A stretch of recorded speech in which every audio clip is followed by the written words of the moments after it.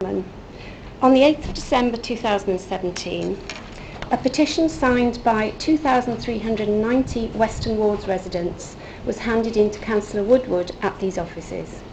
I'm speaking to you today as lead petitioner, as we feel the petition has not been handled properly. We felt the need to sign a petition as the residents of the Western Wards are extremely frustrated that they are not being listened to and their views are not being taken into account in the consultation over the draft plan.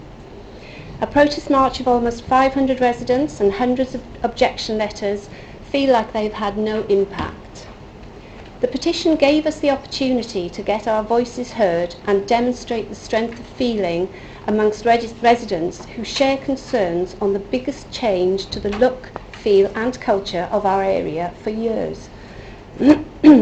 On the 7th of December, Councillors Ford and Cartwright volunteered to receive the petition outside the council offices, but a day later they were advised to pull out due to the risk of being accused of not being impartial and therefore predetermined. Then they said they couldn't support the wording of the petition. The wording has incorrectly been interpreted to mean that we don't want any development. Residents are trying to get themselves heard and to explain that we accept there will be development in our area and we understand the need for it. What we did want to stop was approval of any planning applications until the petition was debated. That would be consultation in the true sense. The outcome we wanted was to reduce what we consider to be excessive development in the Western Wards, i.e. since 2011-12 to 2016-17 inclusive, 62% of the new houses for the whole of the borough and 60% of the 2,500 houses planned for greenfield sites by 2036. On the way the petition has been handled and the council's inadequate response, most of the things that are wrong are detailed in Appendix B, but to summarise, e-petitions are part of the Council's ongoing commitment to listening to and acting on the views of the public. You have clearly failed to meet this commitment of listening and acting. You say the borough is such a pleasant place in which to live and work. Making sure that continues is a careful balance between sensible developments to meet our changing and diverse needs as residents and conserving the area's heritage and character. Effective planning for now and for the future is a key part of this. An e-petition can relate to any issue on which the council has powers or duties. You have failed to discharge your effective planning responsibilities despite positively encouraging and receiving petitions. A petition of 1,500 signatures triggers a council debate. You say you tell us when and where the meeting will take place. Despite receiving it in December, you still have not given us a date for the meeting. You say you will respond to petitions with one or more of a list of 9 actions, but if a petition does not follow the guidelines set out, the council may decide not to do anything further with it. Our petition followed the guidelines to the letter as confirmed by the validation exercise, yet you still chose to do nothing with it. You've given us a variety of reasons for the delay in debating. As the petition was raised in response to the consultation on the draft local plan, it would not be appropriate to debate at the next council meeting to avoid councillors being predetermined. Statutory processes take precedence over the petition. One is how the local plan is developed, including the public consultation exercise and consideration of the responses received. Doesn't the petition fit perfectly with that description? The other is determining planning applications, required to do this within 13 weeks.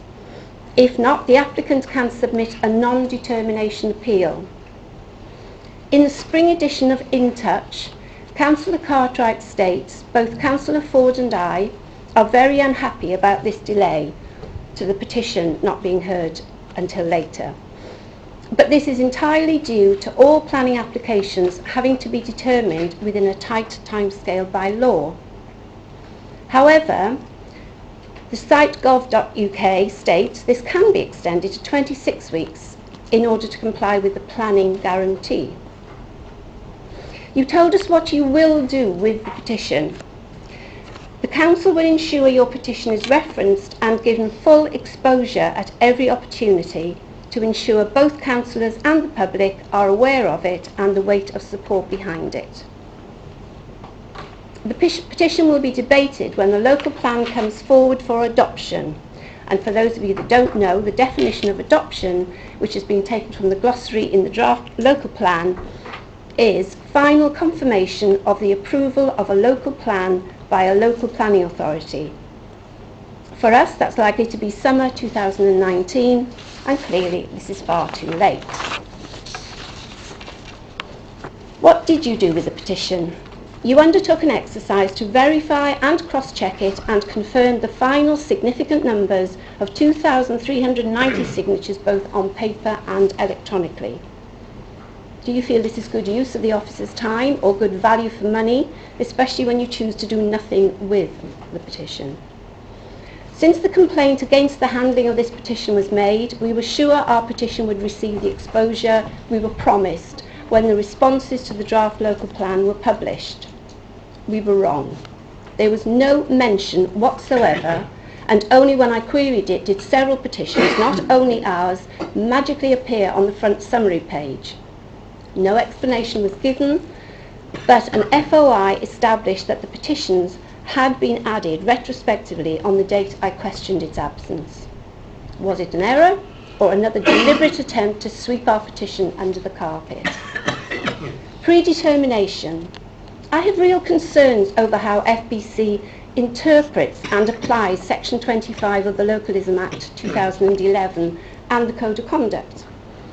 It clarifies that members may campaign and represent their constituents and then speak and vote on those issues without fear of breaking the rules on predetermination. Predetermination is about bias and making up your mind and making that known in advance, which is not acceptable. And predisposition, which is about having an open mind and weighing up all the information, which is acceptable. By delaying the debate on the petition, is this council not biased against the petitioners? To use one of your own analogies, a juror in a court of law, before hearing the evidence, indicates they are going to find the defendant guilty. I'd like to use the same analogy to describe our situation. Imagine the jury sentences the defendant to prison before hearing the evidence and delays hearing it until much later. A petition is not just a meaningless list of names and addresses, but a statement of real concerns from a significant number of residents whose lives will be turned upside down through the sheer volume of unsustainable development proposed and in some cases already permitted. You claim we welcome petitions and understand they are an important way for you to let us know about your concerns. Then why is it sat in an FBC cupboard somewhere, whilst at the same time many of the sites proposed in the draft local plan are applying for and obtaining planning permission? In fact, why do you have a petition scheme? The policies and guidelines are stacked in favour of applicants and stacked against residents.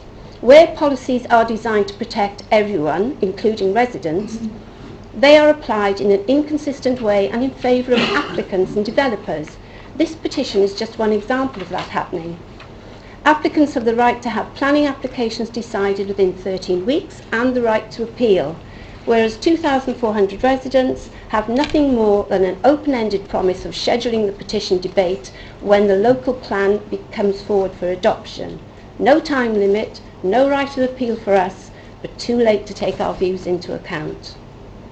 In the complaint, we set out what the council should do to put things right in this case.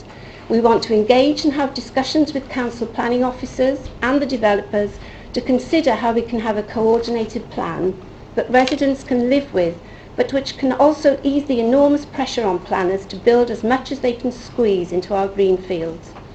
To give residents a say in the types of open spaces and properties would be a healthy and a much more satisfactory way forward for all concerned.